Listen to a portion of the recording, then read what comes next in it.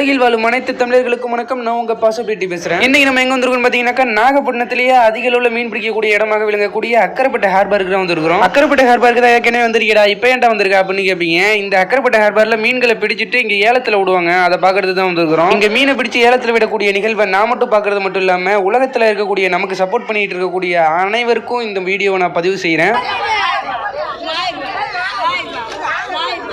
அக்கரைப்பட்டை ஹார்பரில் இந்த ஏலம் விடக்கூடிய நிகழ்வை காலையில் 5 மணி to 8 மணி வரைக்கும் தான் பார்க்க முடியும். அதுக்கு மேலே போயிட்டீங்கன்னாக்கா ஏலம் விடக்கூடிய நிகழ்வு வந்து அங்கே நடைபெறாது. சைடில் மீன்களை எடை போட்டு வாங்குற மாதிரி தான் இருக்கும்.